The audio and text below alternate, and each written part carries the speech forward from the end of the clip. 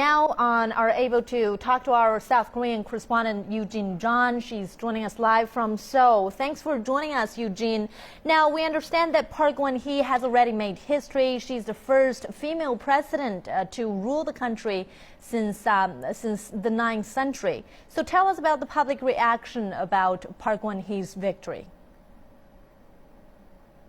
Well, there were a lot of congratulatory messages online for Park Geun-hye, but an equal number of disappointed voices that the other candidate, Moon Jae-in, didn't make it because of a narrow difference of 3.6%.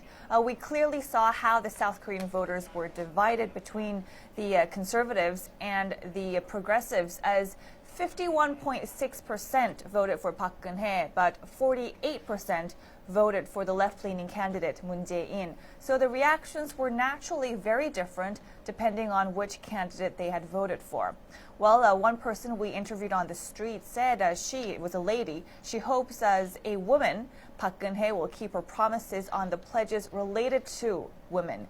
She elaborated by saying the economy and expensive education were areas that needed urgent improvement. Another male passerby said this is probably the first time in Asia for a country to have a female president, and hope she will implement policies to improve the economy as well. So it seems the economy and improving the economy is one of the number one things that the South Korean voters are seeking for in Park Geun-hye.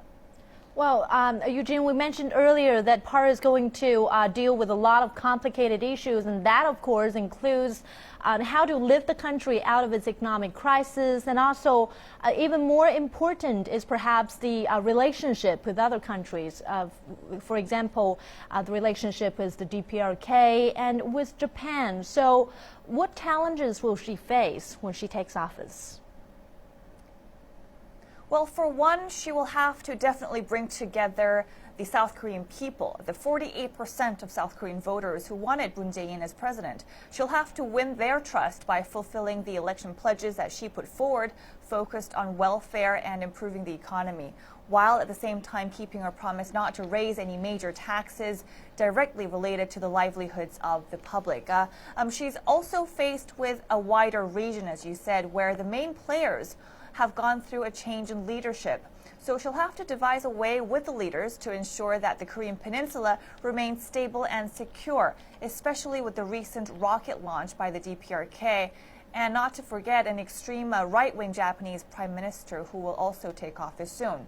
Park Geun-hye seems fully aware of these obstacles.